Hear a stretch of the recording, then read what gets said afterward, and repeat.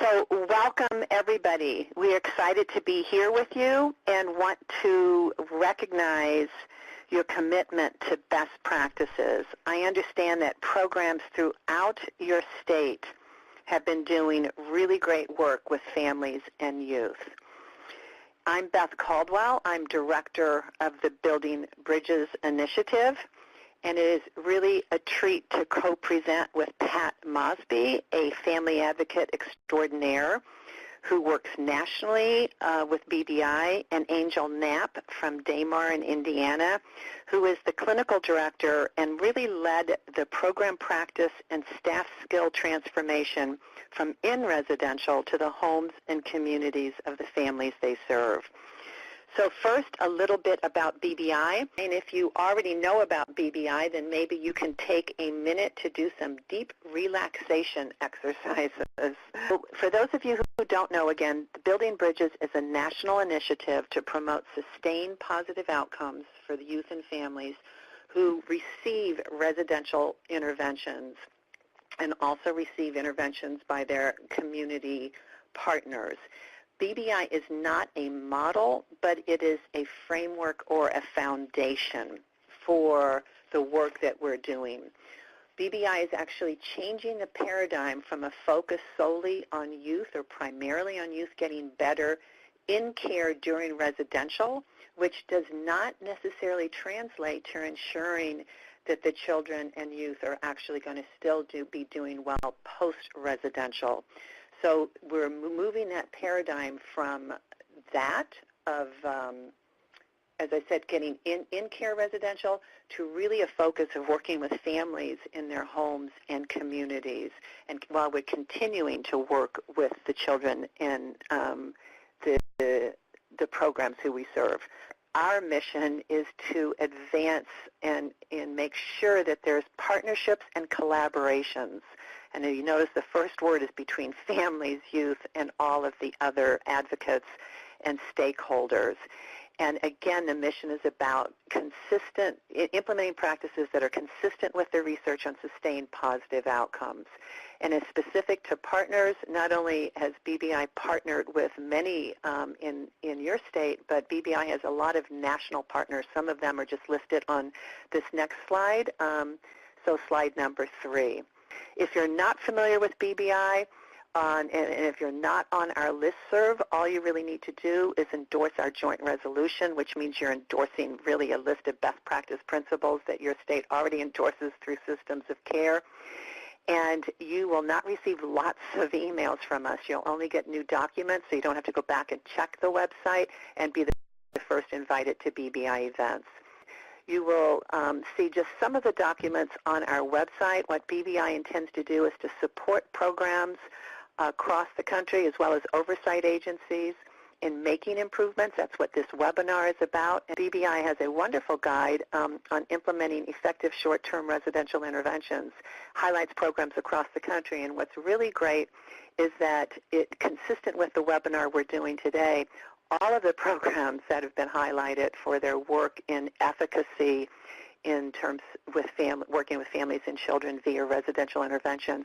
In this particular guide, they're actually highlighting their partnering with families and how they work in their homes and communities.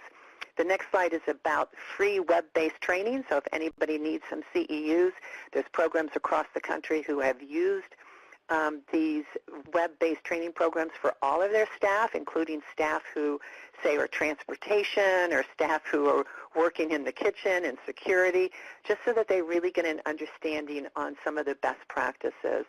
And then the next slide highlights our book. Some of you have read this.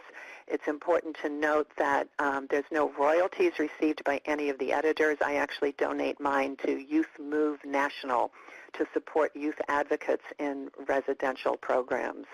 This book has a lot of highlights about best practices. In New Jersey, they actually have ordered something like 1,500 already because they want all residential programs and all of the community counterparts to really understand what a residential best practice is. And the next slide goes to our new book. We actually sold so many of the old book that the publishers asked for a new book, so look for that coming up in 2019. this isn't really more just about BBI anymore. It's really that we're finding across the country that states, the federal government, counties, all funders, managed care companies are looking for impact. They're looking for not so much we just want a residential service, we want impact. And if you look at this recent study that was highlighted about MDFT, or multidimensional family therapy, you'll see that actually MDFT had better outcomes than residential treatment did. So you're going to see states moving towards using these effective types of interventions, and so it behooves all of us as residential stakeholders to find out which are the youth and families that were most effective and can support the best and move in that direction. The next slide highlights Family First, and as you all know, the Family First Prevention Services Act was passed, and hey, it was a bipartisan budget act, so we should all feel good about people working together.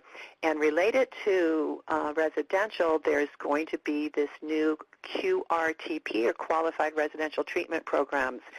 What's really important to note is the Family First Prevention Act practices and expectations are actually consistent with best practices specific to BBI. And if you go to the next slide, there's some follow-up if you're interested, and you download those PowerPoint. And then if you go to the next slide, you'll see that these are the BBI core principles. We're going to be highlighting a lot today, the family-driven and youth-guided and accessibility and community involvement.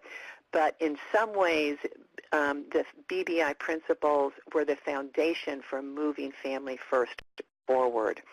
Also want to, on the next slide, talk a little bit about what is family-driven, and for everybody to really almost hold that as a foundation for everything we do within residential. And what it really means is not just that families are going to be our partners, or that we're going to just work to engage families, but that we're going to ensure that we give families what they need so they can become primary decision makers in the care of their own children, even when they're with us. So family-driven is really the foundation about how we work with families and their homes and communities. And taking from the adult consumer, mental health consumer movement, that really means nothing about us, nothing about families without them, nothing about children without families. So, and then the next slide is just a summary. Some of you have seen this slide. It continues to be true today. This is a 2008 study where they summarized the research on residential outcomes, and really it comes down to three main areas: that we want shorter lengths of stay, which is ideally under 6 months. What they found in New York State is that after 9 months, children actually got worse in care. And so really doing everything that's needed to get to those shorter lengths of stay, which means working with families in their homes and communities. The second most important area is family, family, family. Everything about family, which we'll be talking about today, and many of you just have excelled at. And then the third is ensuring that the work you're doing continues either through you or through your community partners, so there's stability and support in a post-residential environment. So, and with the next slide, we're just going to identify 3 action steps or priority steps that we wish every residential provider would make sure that they take as they move towards strengthening their own focus and improving their focus on family-driven care. And one is, we all recognize there's a number of children who do not have identified family members yet. They may come to us from juvenile justice, come to us from child welfare. And so we want to have strong partnerships between residential and state and local child welfare and behavioral health, so that we can all partner in using permanency practices. And there's states across the country who are doing a great job with residential having a role and child welfare having a role with permanency practices. The second one is the absolute importance of hiring family partners and advocates and having them being a vital part of every aspect of your organization. And then the last is really for everybody to consider developing a strategic plan to successfully engage families, to improve your practices and staff skills at engaging families and all the family-driven care practices. And with that, here's some contact information. And thank you all. You're going to love this next part of the presentation. I'm going to hand it over to Angel, who's going to talk to you about their own work with working with families in their homes and communities. So Angel, it's over to you. Thank you, Beth. That was a lot of information in a short amount of time, so thank you so much. Always presented like a pro, and welcome everybody. And we will go ahead and move forward now. Beth laid the foundation for the mission and what BBI is all about. But the next question you may be asking yourself is, that all sounds wonderful, and we all have this attitude that we want to do exactly what we need to do for families and children. But sometimes we're a little lost or overwhelmed of where do we begin or how do we start making those changes. So our hope today is that through this webinar is that you will have some ideas and some strategies to walk away with to implement some changes in the work that you're doing already, so that we're not completely reinventing or changing tracks, but we're actually doing things better, doing some of the same things that we're already doing great, but we can do even better and involving the families even more than we may already be doing. So the first few slides we're going to go relatively quickly through just to have an understanding and make sure that we all have a good foundation of where we've been and where we're going and why we're going the direction that we are and what that's all about. Just keeping in mind that there's a philosophy and approach to and the reasons for our change. Again, a lot of these things are historical information. We all know that congregate care is not always our best friend, and that sometimes we battle against it a little bit just because of the outcomes that we would like to see that do not always happen. We want to also mention that as we go through here, thinking about how to train and support parents as much as we train and support our staff. I heard Beth mention making sure that every point of this journey that these families and these children are on, that the parents are considered and encouraged and supported in being the primary decision makers in regards to what happens next with their children. We're going to talk a little bit about needs or not services. We'll talk a little bit more about that as we go through.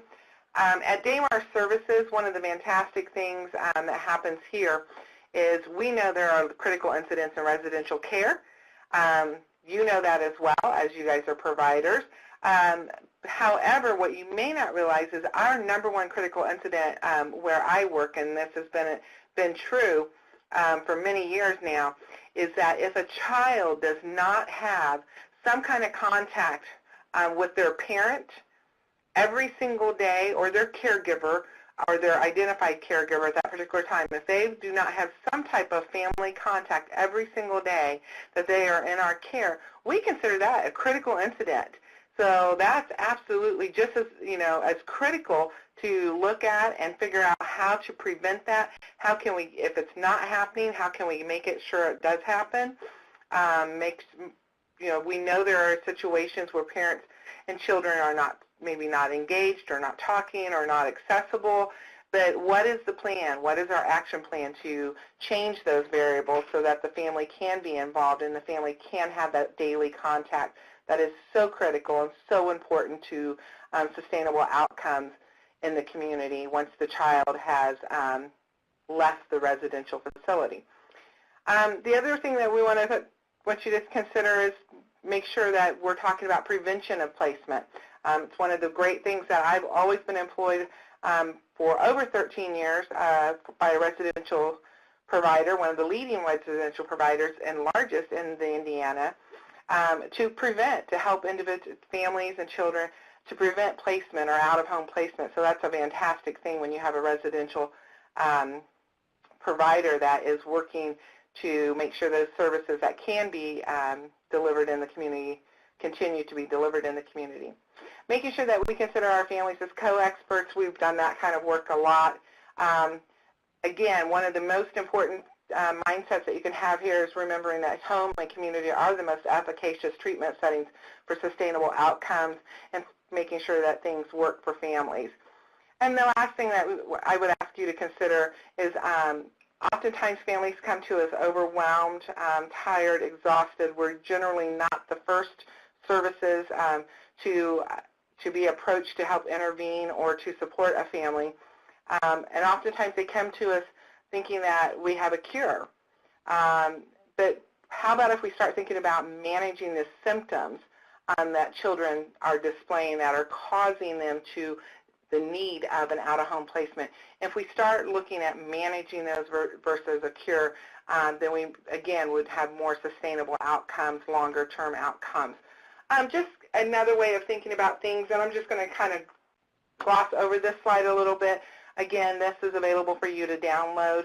One of the beauties of BBI is that we have a plethora of individuals that are available to you. Should you have any questions, like to delve into a little bit deeper conversations about any of the topics that we don't cover directly on the slides today, so please don't hesitate to ask questions or contact us even after the webinar if something comes to mind that you have a little bit further questions. So as you can see, it's just different ways of thinking of things. A placement, traditional is residential is placement or destination where children go. But if we could think about residential more as a service, as far as program completion, really providing those services when and where and how the family needs them. Not focusing the length of stay is not the primary focus, but the progress that the family and child are making. Just things of that nature, and you can go ahead and look at the rest of the slide. So recidivism variables considered. The reason I include this slide is because we base a lot of things on, we all want our children that we serve and our families that we serve. Here at Damar Services, I always like to let them know that my hope for the family is that it's the last residential services that they will need.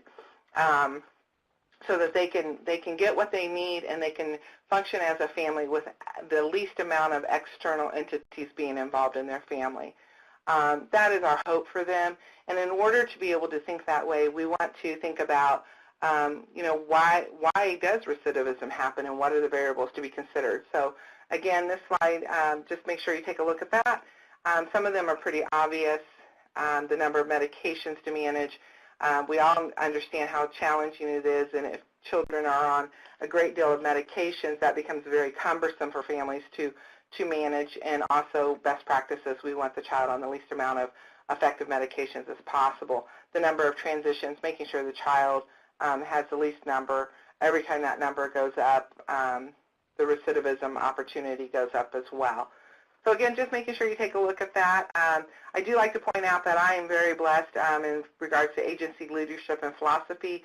My CEO, actually at the time was the COO, actually introduced me to BBI. That is such a blessing. If you're on the line right now and your leadership, top leadership, isn't as familiar with BBI, I encourage you to, keep talking to them, keep sending them the web links, and all of the things that go with BBI, because you will need them on board to make these changes. And my understanding is, I think that many of you are already well on your way in regards to the leadership of your agencies, but it is imperative that you have that support to be able to make some of the changes that we're talking about. And a couple of things we want to talk about is, why does it matter? Why do we need the family engaged?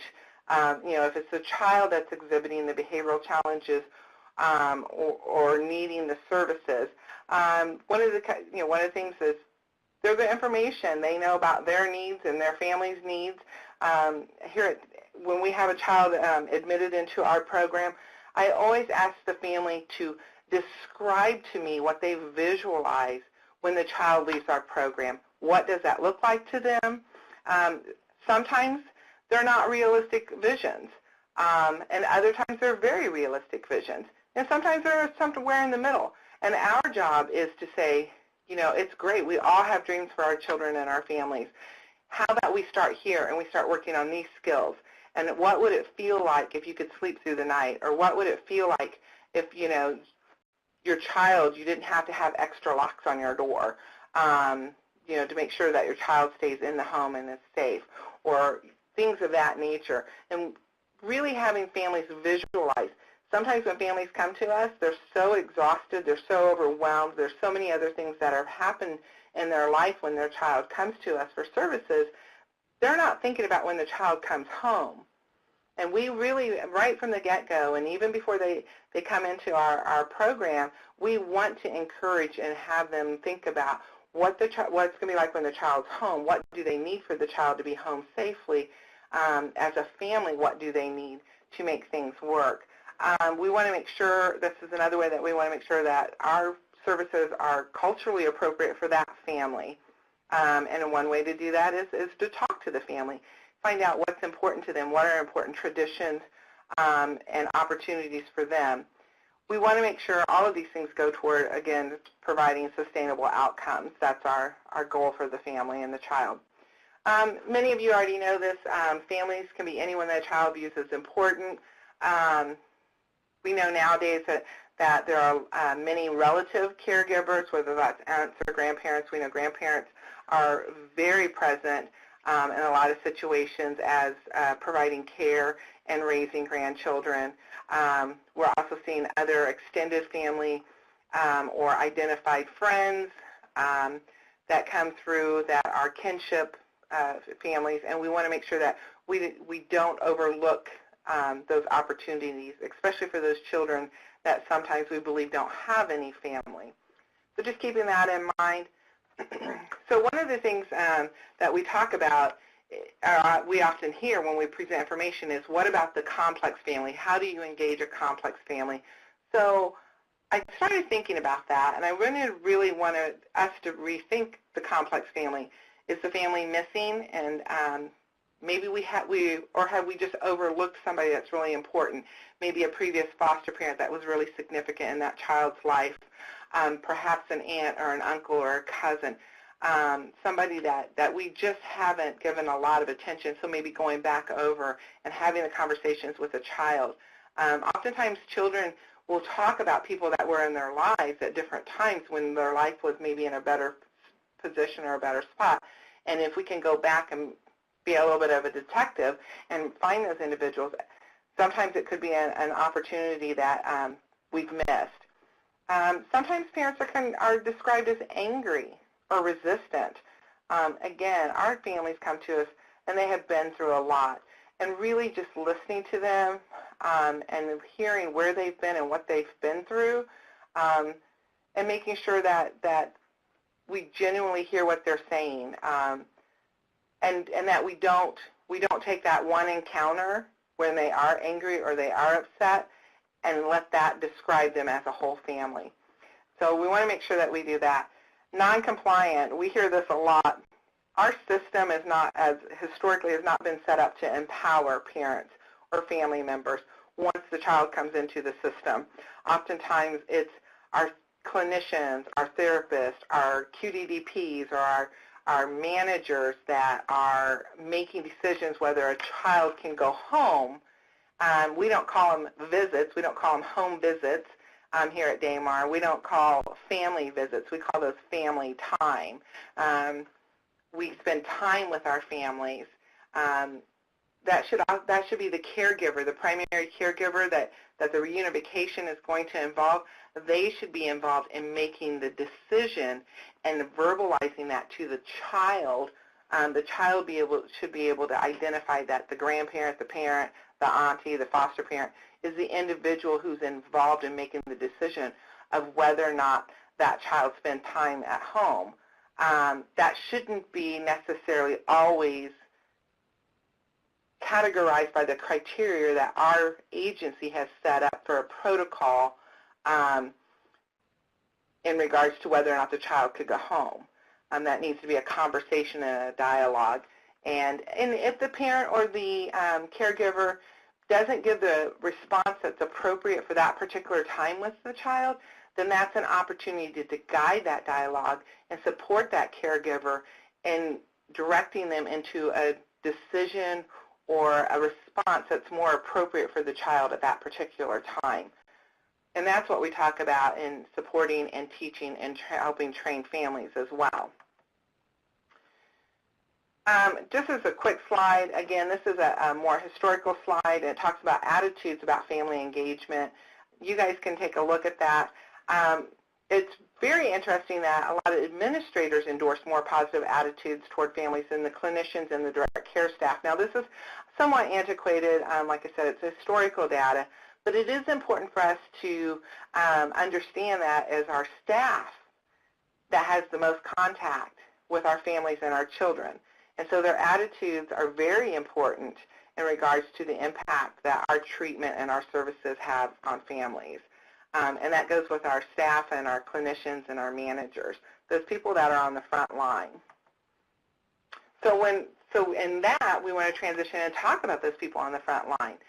They are very potent, they're very powerful, and today's direct care professional is very present. And we need to provide them with the skills and the support and the strategies to be involved with families.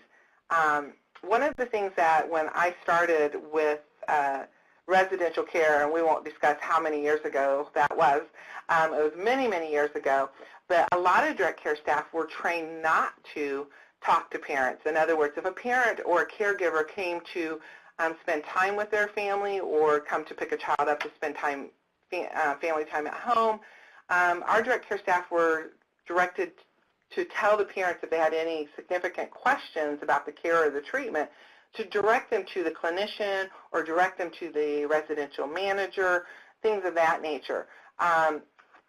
What we do here at Damar Services is we train our direct care staff in narrative reporting, and we teach them how to have those conversations with parents, because what we do know is parents generally have the first contacts with the direct care staff, and they have more frequent contacts with the direct care staff. So if an incident has occurred in the residential provider or the agency, the direct care staff is going to be given that information. As a parent, if I hear a direct care staff say, oh, you have to talk to someone else about that, then it could lead me to believe that, oh, this is more serious than I thought, because they can't even talk to me about it. I have to talk to someone else. So having the direct care staff have the skills to do some narrative reporting, packaging that message, and delivering factual information in the most expeditious way can definitely help with the anxiousness of parents, make them feel that their child is safe and secure, and make them feel that the direct care staff are professionals and that they know what they're doing and that they are doing a great job. Direct care staff, today's direct care staff person, it has various roles, whether that's transporting, it's working in the homes with families, whether it's working in the milieu, being part of team meetings, when they're staffing, things of that nature. Direct care staff also need the opportunity, this requires a lot of great supervision. Direct care staff need to have the opportunity to debrief. They do have a lot of interactions with families. They also have a lot of interactions with the children, and they need to have the opportunity to debrief of what they see, what they hear, and what they experience with those families and those children. By doing that, that will help sustain direct care staff longer. What we know is that the job that we have in residential care and in the community, what we know is very challenging. And we also know that there's a great amount of turnover. So making sure that direct care staff has frequent and intense supervision opportunities for them, so we want to make sure that that happens. You also want to look at your direct care staff and what the flexibility in the direct care staff is. Here at Damar Services, many years ago, we still have overall blanket of first shift, second shift, and third shift, and you most likely have that in your agency as well. And so that means you're working 7 to 3, 3 to 11, and 11 to 7. One of the reasons we do that, because those are generally first, second, and shifts, and that really works out well for our accounting department. However, one of the things that I would invite you to think about is at our agency, we do shift change at around 3 o'clock. That's also when our children are coming back to the milieu from school. That's also when you're taking your services out into the community, 3 o'clock is also a very significant time. From 3 to 6 is that after school hour where families and children often struggle the most with unstructured time, level of supervision, things of that nature.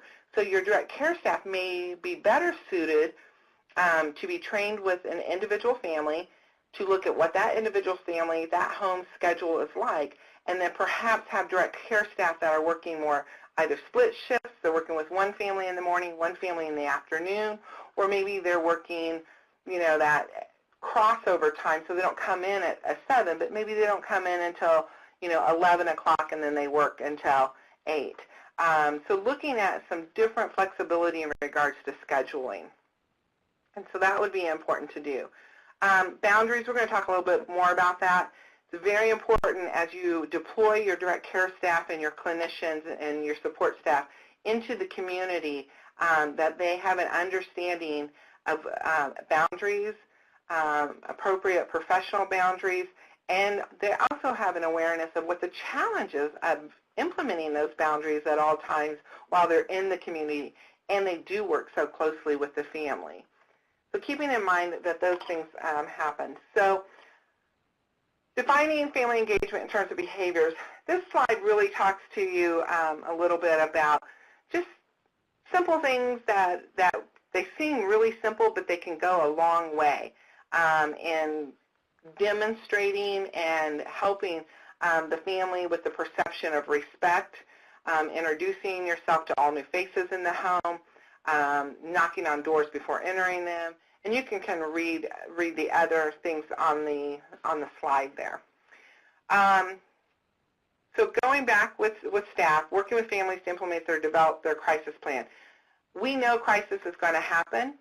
Every child that you are working with in the community should have a unique and individualized crisis response plan that's unique to their community, that's unique to their natural resources. And in order to do that, the family, you're going to need the family to help you develop that, because they're going to be the ones who identify what's in their community, what's in their neighborhood, what are their natural supports and resources. It should be a crisis management plan that could be implemented by the family without the support of the residential facility. You may have to have that a step-down program, but ultimately that would be the goal. Oftentimes the children that we work with, again, it's about managing the symptoms. So once they leave us, that doesn't mean they're never going to have any symptoms of their mental health issues, if they have a mental health diagnosis or if they have behavioral challenges. When they leave residential, the family should be equipped with a crisis management plan that they have the abilities and the resources to implement on their own. Assist us with improving communication between family members, so that the staff can do that, and they can have the skills to help with that communication, because they know what works with the child. They know what tone of voice, they know what the child needs, and they can also listen to the parent and also see what the variables that are in the home. We don't get to see those things when the family comes in for a 45-minute clinical session in a controlled environment on our residential campus or in our residential cottage, anything like that. When you're in the home, you do get to see the variables that the parent or the caregiver is trying to juggle along with supporting their child that's back into their home. Encourage families to expand their support networks. We talked about families being overwhelmed. Sometimes they have exhausted their extended family, their church families, their neighbors. They've exhausted all of those resources. Assist the family in helping rebuild and repair some of those relationships and that network in their home. And the other thing is making sure that we understand, and the only way you can do this is understand the unique issues for every family. And the only way we can do that is to spend the time with the family and have that and genuinely listen. Ensure that you don't cultivate or maintain a social relationship with the children. Now, this goes back to the boundaries, and this is what I was talking about. When you're sitting in a home or you're in a home 4 or 5 days a week with a family, And we ask that of our direct care staff, that they specialize. They no longer are experts in a service line, the girls unit or the boys unit or the young boys unit or anything of that nature. Now they're experts on the Jones family or the Ramirez family or the Smith family. That's their expertise. They're trained to work with certain families. As they stay with those families day in and day out and work in their home and their community, it is challenging at times to make sure that you're setting those significant boundaries, those professional boundaries, all the while building the rapport and the trust of the family and the child. So we want to make sure that they do it. And I'll give you the quick story here to give you an example. We have permission to share this story when we present for BBI. And we worked with a young man by the name of Tommy. And Tommy's mother was a recovering addict who had had many years of domestic violence relationships when we came into their life to work with them. And one of the things that we did is we did have certain identified staff working with Tommy and his mother. One of the things that we helped them do was establish their own home. Tommy had a history of significant property damage. Whenever they lived in other people's home, this just was magnified when these incidents would happen because Tommy's mom would be so worried about losing their home or being able to stay with a family member or whomever they were staying with at the time. So we helped them establish their own home where just Tommy and his mother were living. She was very excited about the idea that she had bought bunk beds. And she said to our direct care staff, which was this young man that worked for us, who was a very muscular, physical, athletic young man, and she said to him, look, I got bunk beds so that when you stay with us, you know, if Tommy's having a bad night, you have someplace to lay down too. And I hope you guys are kind of giggling right now because you can imagine what our young staff person's face looked like when she mentioned this. Luckily, we had trained him, and he was very professional, and he was very sensitive to the fact of when he said, you know, I really appreciate you thinking of me, but you remember I do have to go home. I have, you know, my own family that I care for, my own children, and so it would be really important for me to go home. And they kind of laughed about it. The important things to remember here is that this was a woman who had never had a relationship that was a healthy, non-sexual relationship with a male in her life. And for the first time, her ability to build a rapport and our staff's ability to help guide her in having that healthy relationship definitely impacted the future of her son, Tommy. Those are not things that would have ever happened in the residential community. We would not have had that insight into mom being able to respond that way. So we were treating the family along with the child in their own home. And these are the things that you want to make sure that your staff are prepared for and can respond in a professional and sensitive and appropriate manner, because that could have went south really quickly if the staff was like kind of freaked out about it and said, oh, no, that's not going to happen. But again, we need to train our staff and make sure that they have those skills before we send them out into the community. Making sure that we have an understanding that every contact is an opportunity to change lives, whether that's phone calls, if we're guiding phone calls with the family time. Remember, staff visits to the family. We talk about staff visits to the family.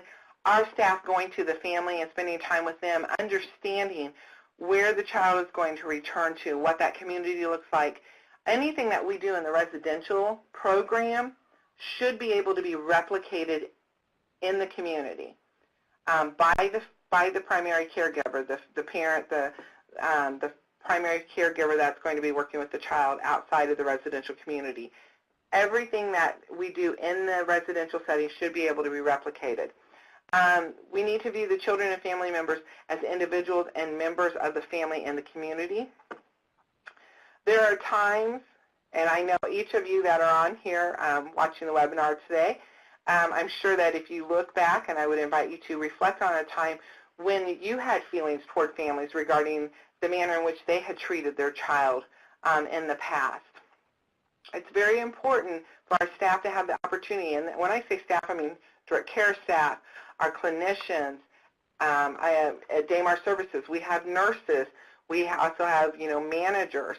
So when you think of your team, the support team that's working with the family, we do have strong feelings at times in regards to the child's history or perhaps how the family is working or not working with the child. It's important to, through supervision, to make sure our staff have the opportunity to vent and process those feelings in a safe manner. Keeping your boundaries as a direct care employee and not a clinician. Again, the family will become very close to the staff individual. We want to make sure staff does direct them to the clinician or encourage the family to go to the clinician when it comes to clinical questions, when there are questions about medication, whether you have nurses or psychologists or psychiatrists on your staff, all of those, making sure our staff know when to draw that line and what's appropriate for them to redirect that family member to someone else, a different role. Again, just more about boundaries. I'm not going to go over too many of those. We do want to talk about safeguards for children and families. Make sure that children are not forming dependencies or family members are not forming dependencies. Again, staff isn't there to babysit. They're there to mentor. They're there to guide. They're there to support the family. They should be able to look in the future and talk with the family on how they're working themselves out of the family the entire time and what the family is going to do when that particular staff person is no longer in their home or in their community working with them. So we're going to go ahead and go on. One of the things on this slide, this was taken as what does family see as far as family engagement? What elicits family engagement? What do we ask our families? What should we ask our families? One of the things is sometimes we ask our families, we just go down a list of questions because we're trying to fill out a biopsychosocial or a mental health assessment, and we're just going down and we're asking questions, and sometimes we're asking questions and we're answering them all at the same time. Ask the questions in a more casual manner, in a more conversational manner, allowing the family to reflect back on what their feelings and their experiences were and where they've already been.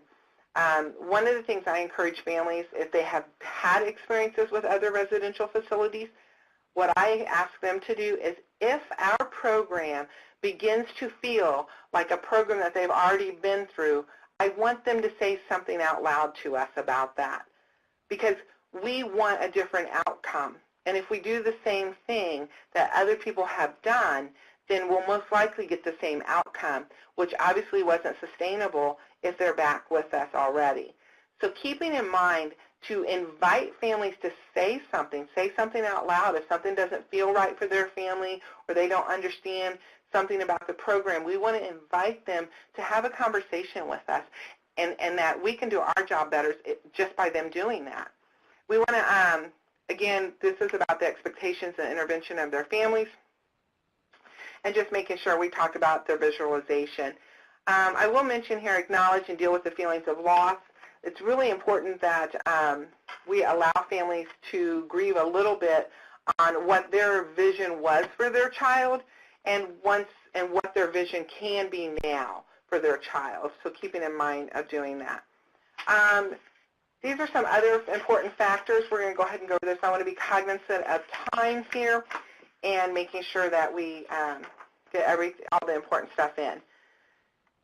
So we're just going to go over these. You can go over these. Make sure we present genuine choices. Make sure that we know how to identify, hope for the family. That's very important. Families expect the perfect staff to be empathetic, be genuine, accepting, concrete, competent, and objective. The competency comes from training our staff and to present as professional individuals. Being genuine is really listening to them and not only just taking what's out of their chart, but hearing what they're really saying. Families need to tell their stories. Encourage them to tell their stories. Oftentimes when I've worked with families, they don't want to tell their story. They've told it so many times, or they just defer to the chart because they told their story and nobody has genuinely heard them, and they want to be heard. If they're going to take that time, they want to be heard. They want to know that they're safe, and they want to know that their children are safe. They're not happy when they receive incorrect information. You guys can read this information. And one of the things we want to do is if the skills learned in the residential home cannot be sustained in the community with support staff, then how can we expect them to be sustained by children and family? I really want us to think about that, because real skills, real things happening in residential, real things being practiced in the real world while the residential skills they're supporting can result in real world sustainability. And then we don't have our children coming back in. So just keep that in mind as we move on. I talked about families, but I think it's really important to introduce you to Pat, because Pat can speak more to what families want than I can. So Pat, take it away. Hi, good afternoon, everybody. I'm Pat Mosby, and I really want to let you know that the most important thing that I've done in my lifetime is to have 3 beautiful kids, 2 of which I've had to advocate for and try to get services through the system of care, and I am very proud of them and the things that they've done. But I do know the struggles that I had as a parent. And I'm going to just talk and not go through all these slides. You can read them if you'd like. But I'd like to let you know that one of the most important things is engagement, and that families just don't want to be involved. It's good to have them at the table. It's good to invite them to places, but they really want a partnership. They want to be able to sit down and also have a part in their child's care. One of the great things that happened to me was when my son was in a residential program, I was recognized at the door by my name. We were brought in. We were asked, what is it that we were looking for? It was really funny because my son told them that he was coming to interview them, not them interviewing him. So we really want that positive exchange, not the judgment, not the blaming, but the understanding, and we need that empathy, not sympathy. So one of the things that I always say that is important is that we need to really think about how to work with families, and that families are important, and they need to feel that you feel that they are important. So I always tell people that the 3 E's of engagement is, first, initial engagement, which makes all the world. You can either lose or really get involved with a family with that initial engagement. The second E is ongoing engagement, that you have to continue engaging families throughout the whole process.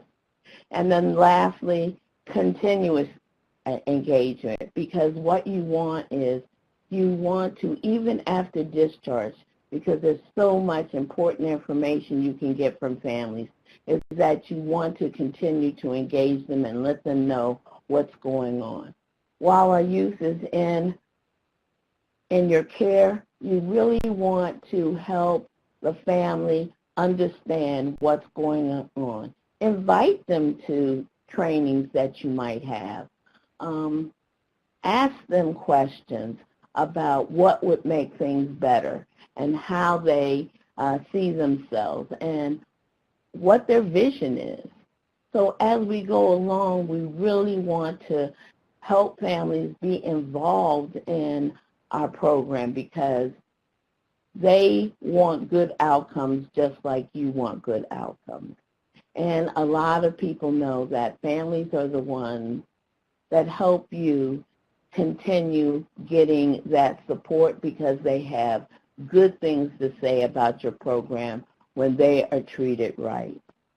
One thing I always say is that clinicians and families don't want to trade places. I, as a parent, don't want to be a clinician. I don't want to do therapy and stuff. And I don't want the therapist to be my child's parent or the residential program to be my child's home. My child's home is with me, and it would be really wonderful. One of the great things that I had is that people at the RTC that my son was at, they came to my home. They sat down, they had meetings with me. And so it was good because they could see what kind of family I had and the culture of my family and what was important to my family.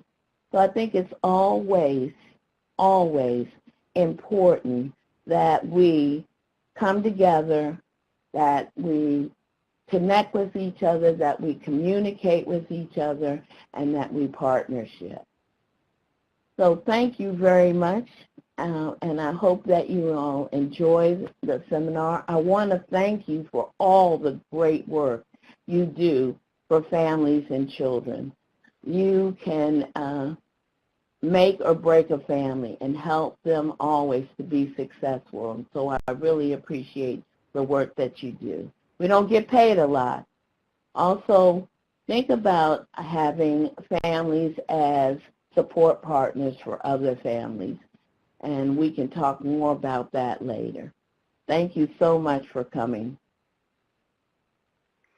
Well, thank you, Pat, and thank you, Angel. And as you shared, Pat, that people can download, and Glenn's telling people how to download the rest of your PowerPoint. And so up on the screen now is a lovely picture of our favorite family advocate, Pat Mosby, and some resources that she has. And as she's saying, just thank you on behalf of youth and families everywhere. And we'll leave that slide up, and we're going to be actually opening this up right now for questions and comments and thoughts. I see some comments coming through on the chat that everybody is going through. And Barbara Granger, we think you're a wonderful family advocate also, and she's Pat saying that you're also one of her favorites. So I think that's great. But does anybody, I think that Glenn's going to unmute you, and so we're going to be open for questions and answers. And Pat, I mean, you ended this with the issue about how important it is about family advocates, and Barbara is kind of one of the lead family advocates I know in Texas, and so any of you can actually, either you or Barbara can add to that conversation if necessary. So how about it, Texas? Anybody have any questions, thoughts, comments? Want to learn more from anybody? How about it, Texas? Questions, comments? I think we gave a lot. This is Angel, and I think we gave a lot of information in a short amount of time. And well, we have a question. Thanks, Amanda. It says, does Damar use a certain model in training staff? So, not a designated model. We do train our staff. Again, and narrative reporting would be something that we can get you some additional information on, or you can also find information online about narrative reporting, and that really is about managing the message that we're giving, especially if an incident has occurred or a behavioral challenge or with a child, managing how we give that information to parents, making sure that we give them all the facts, but also doing it in a sensitive manner so that they have the time to process that. So that's a really important thing. We do extra training in regards to the boundaries, as I mentioned, and just professional etiquette in regards to written skills and the dialogue that families that our professional staff, direct care staff, have when they go out into the community in the manner in which they present themselves. One of the things I will mention is a lot of times agencies will have logos on shirts or polo shirts or something like that. You may want to consider that as you deploy your staff out into the community.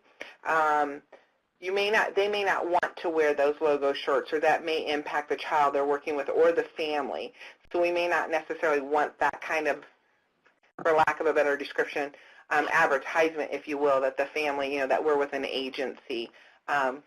Again, just being respectful and making sure that the family can blend in best that they can as we're working with them in their community, and being respectful of that.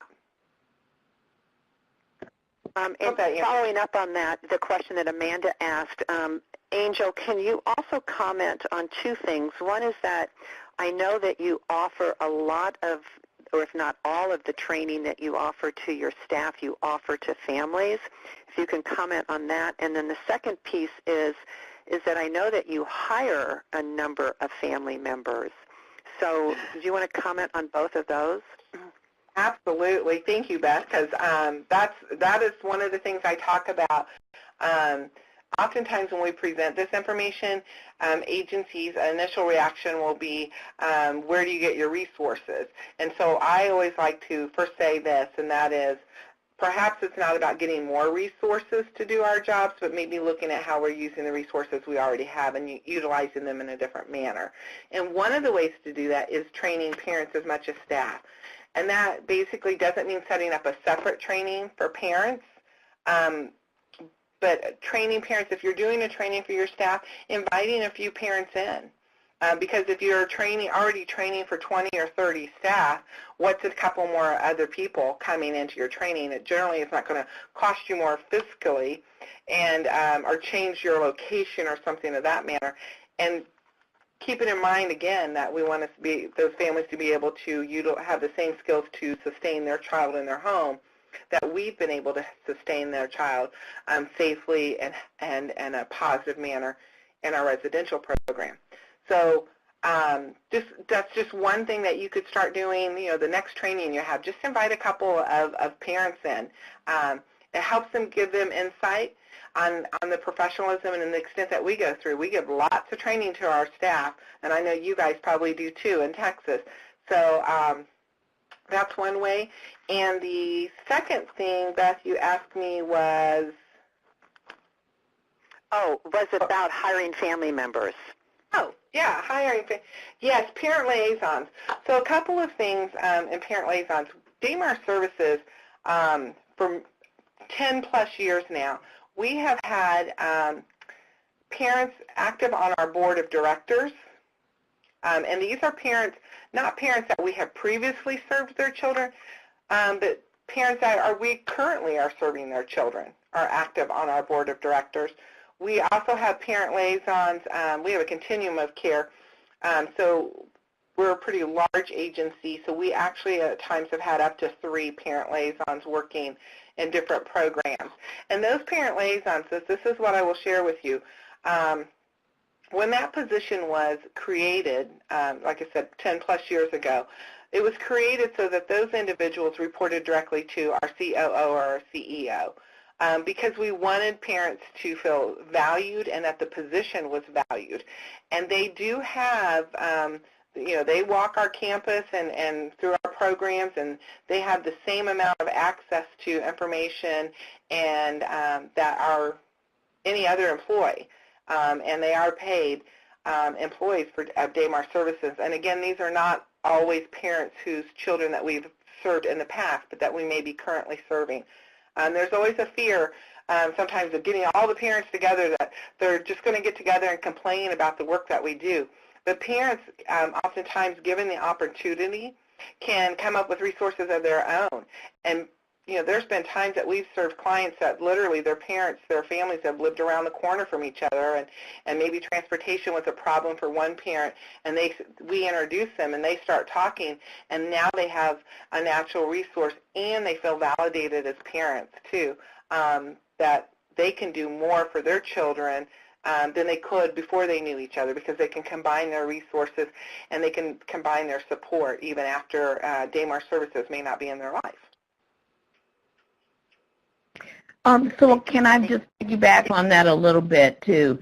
You have one of the best trainers in your group now, Barbara Granger, and Barbara and I have been advocates for parents for years. We also have had children in, different facilities and stuff, and so having that and having someone that has walked in somebody else's shoes makes so much of the difference to a parent, to know that somebody else has gone through what they've gone through. It may not be the same, but it's something. It's a connection.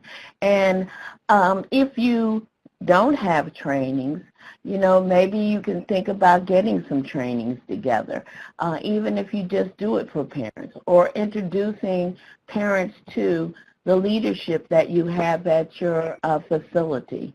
So it just, bringing people together and connecting them does nothing but make things better all around.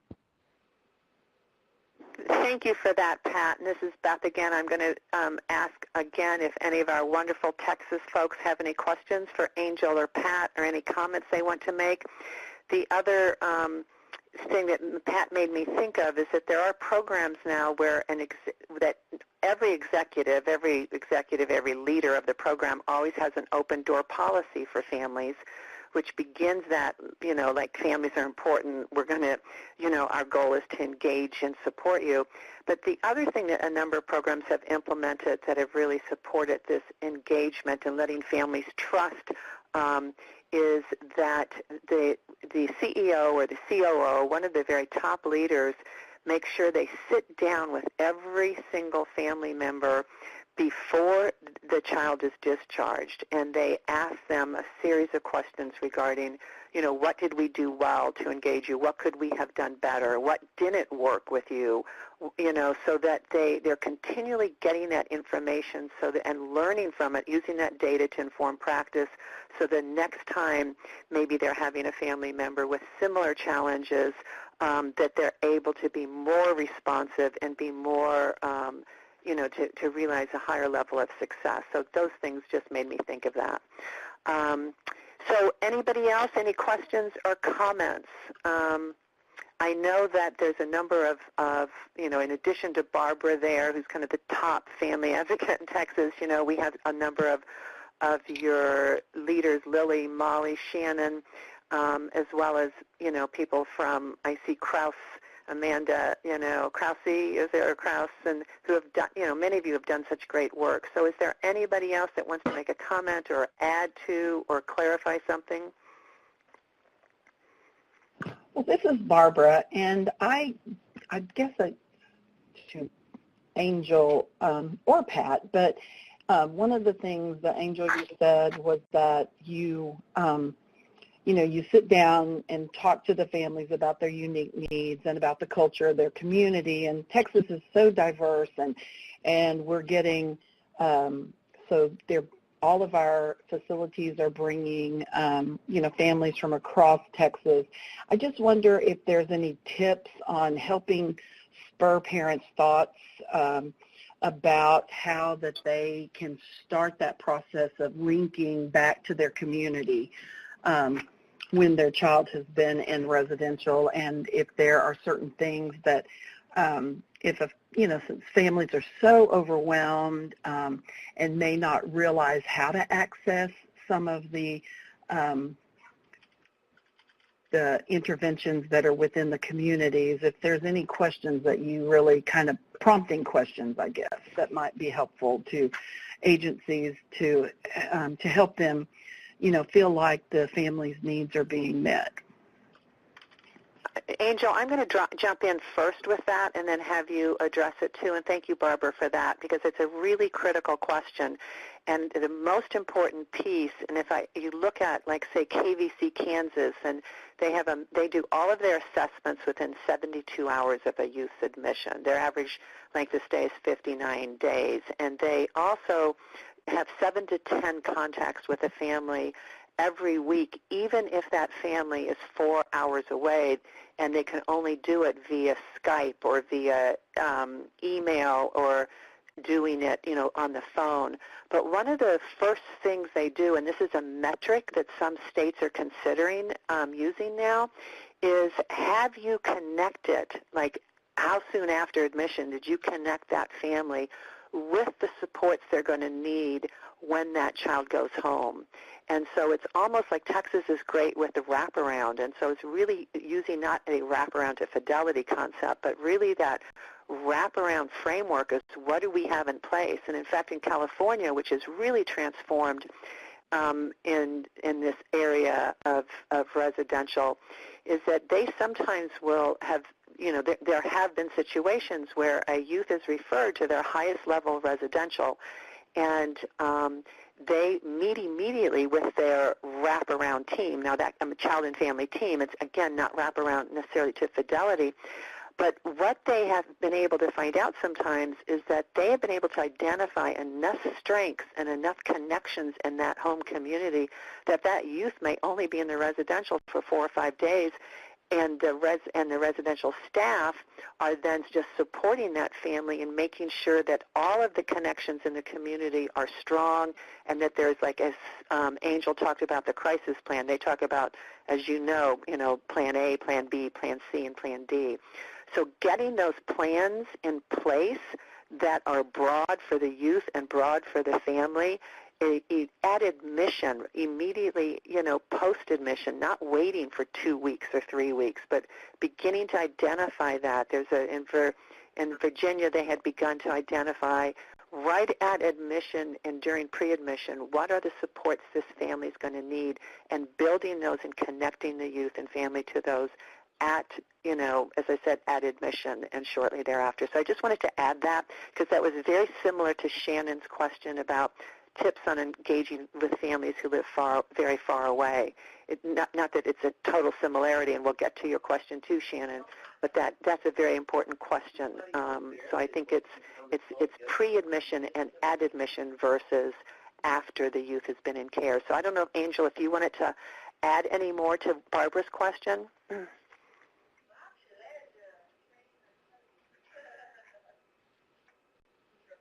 Angel, are you still there? I am. I had to unmute my own phone. Sorry about that, guys. It's the little things that trip me up in life, and that goes sometimes for our families, too. The big things we can handle. So, Shannon, I think this dips, like Beth said, a little bit into your question, too. One of the things about Damar services that really struck people when we presented and similar information is when we started making changes. Again, we've been on this journey for 10 years, and I really want people to hear that, that it is a journey, that we don't accomplish one task and move on to the next. It's very dynamic. So we change things about our language, but we still have to remind each other. In other words, we don't use family visits, but we use family time. But every once in a while, you'll see family visits pop up in an internal email or something, and we're really quick to keep each other on task in regards to those little things. And it is a dynamic. It's a process that we keep working on every day. So one of the things we did when we started making some significant changes about how we worked is we said, well, we're not going to take kids no more than 30 miles away. And now the reality is that there are families and children that need our services that are more than 30 miles away. So one of the things that we said was, if we're going to take those families and we're going to serve those families and family and children, then we need to be prepared as an agency to do so in the same manner that we would do if they were within the 30-mile radius. Now, that's a commitment by the agency that we did. We don't always use technology. I know here in Indiana, we don't use technology to the best of our capabilities, and the Skype and all of the things that go along with teletherapy and all of those pieces. We have a lot of things that that we can utilize nowadays to make things happen. So just keeping that in mind, as you take families from a further distance, what what resources do you have and what is the plan, and making sure you have that plan before you agree to, to serve those children and family. That's an important piece that we want to do. And what is the family, prepared? I think families need to hear us say, we recognize that you're, 100 miles away or a 3-hour drive. Let's talk about what those barriers are, and then as an agency, what can we do to help with that? And what natural resources or supports do you have to help with that, whether it's meeting halfway or, Skype or things of that nature. So I don't know if that helps some, but just making sure that that's part of the plan of treatment is understanding, how you're going to work through those barriers for that family that is a little bit further away than perhaps the kiddo that lives, down the highway from you about 15 miles. Those families can be great unless you have the child who elopes and knows the neighborhood. Then they're not great. Shannon, back to your question again, too, on engaging families who live very far away. Is that's an oversight agency thing to work with? Sometimes states will start with a smaller percentage of the children served to make sure they're closest as possible, and knowing they're not always going to be able to do that. Family advocates and youth advocates have been hesitant about BBI putting forth any documents on working with families who are at a distance away because they really want to change that practice. They want residential to serve families close by. And once you get over 3 or 4 hours, it's even more difficult. But there's been a number of programs that make sure at least once a week that the staff get to the family's home up to 4 hours away. And it's just really looking at your resources, whether you're getting some donations, whether you're using interns, whether you're insisting that the clinical staff actually are emailing and talking to families on 7 to 10 times a week, that there's just many different things, and each one is individualized to those different families. Some programs, say in New Hampshire, what they've done is they've actually identified residential staff who are put into communities where a large percentage of the children and families are from, even though it might be 8 hours away. So that residential staff member is actually working in that community and engaging and being the interface. And so it's really getting creative, and sometimes it takes a little bit of extra funding to do that, but it's that absolute commitment. As Jeremy Cohomban from Children's Village, who came to Texas, I know, shares, that really when you have a leader who says, I believe in something, where are they putting their money? And so those children need that family work as much as anybody, so making that happen.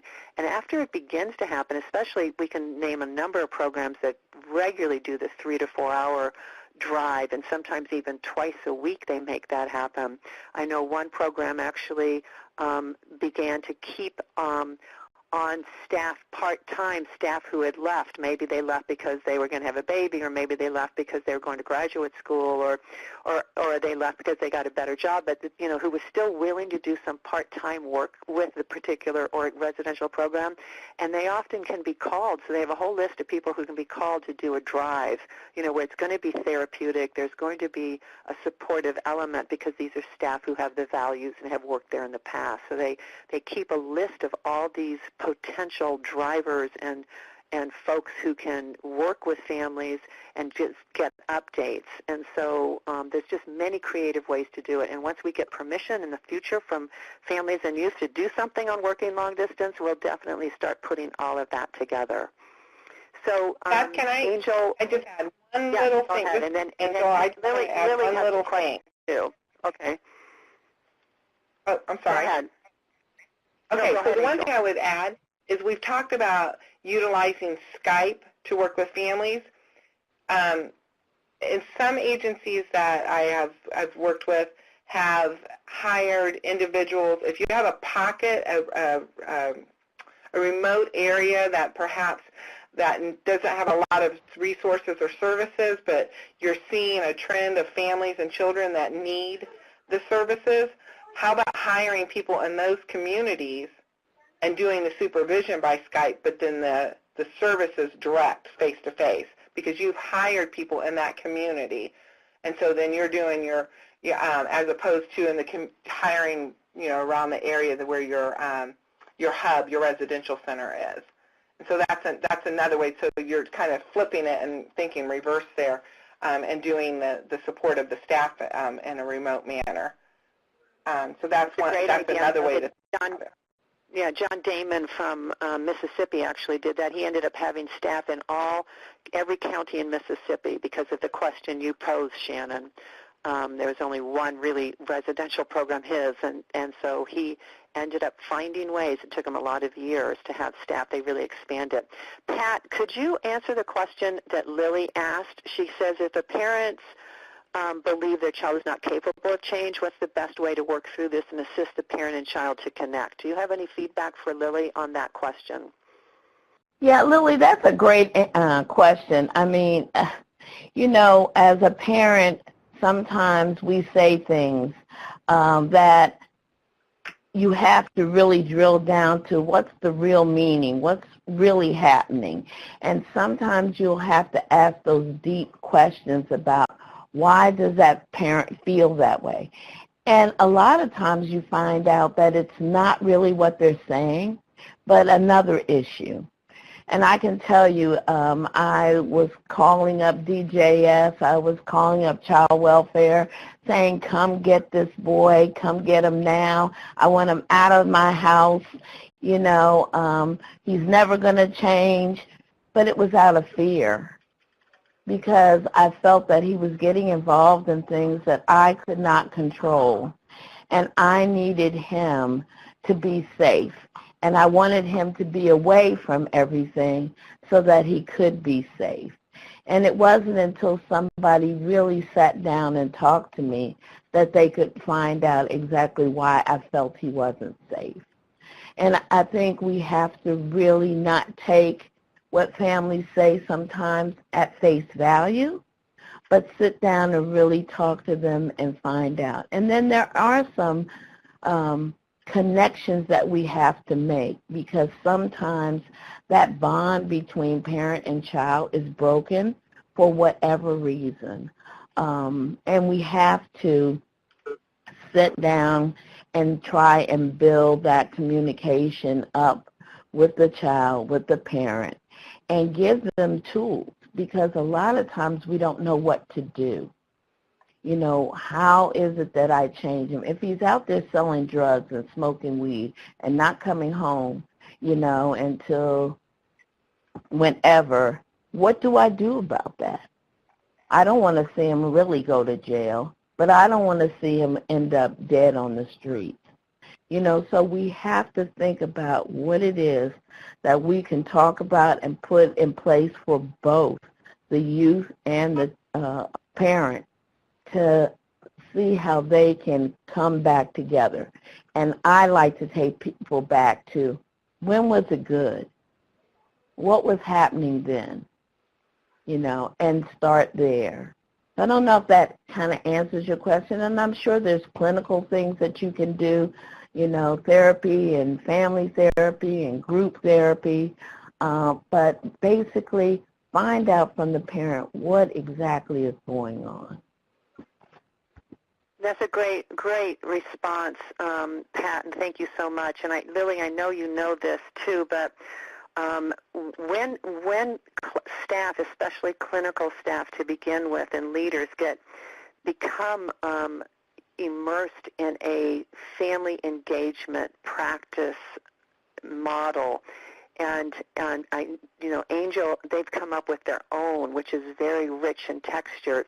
But whether you take components of MST or components of motivational interviewing or functional family therapy, which are really the three evidence-based that are out there primarily in terms of engaging families, and others are emerging, just like the multidimensional foster care what my slide talked about wasn't foster care, but that there's some basic elements on engaging families, and that these things come up. And so I think that the more we can provide clinical staff to begin with, and then all staff and leaders, some of those basics related to FFT or motivational interviewing or MST, it really helps them improve their skills.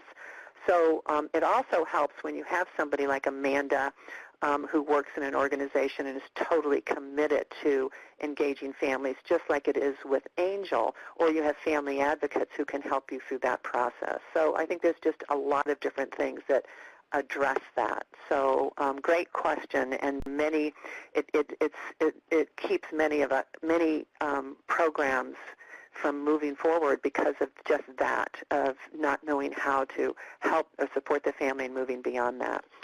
Okay, Angel or Pat, one last kernel, golden nugget you want to give all of these wonderful Texas folks in terms of are you really successful in engaging families in their homes and communities? So one last nugget, Angel, and then one last nugget, Pat. We'll end it with that, and people can email us. You have all the emails on our PowerPoint if you have other questions. So, Angel, one last nugget. The one thing I will say is be open to learning from your families. Every time you work with a family, you should be able to walk away with something that you learned about engaging families from each family that you've worked with. That I can't praise enough. So I will leave you with that, and just be genuine. Pause for a moment and really listen to families, and they will tell you what they need. Okay, that's wonderful. How about Pat? One last golden nugget from you. Well, I would say to you that you don't always get to see the end result with the children that you work with, or hear from the families. But know that if you do the best that you can and you stay true to the values and principles that we have talked about today, you will see that things will really be productive and youth and families will be successful. And I really, once again, have to say thank you to all of you. Thank you for taking the extra mile to even be on this webinar today. Oh, thank you, Pat. Thank you, Angel. And thank you, Texas. We look forward to our continued work with Texas, and just you guys rock, okay? So take care.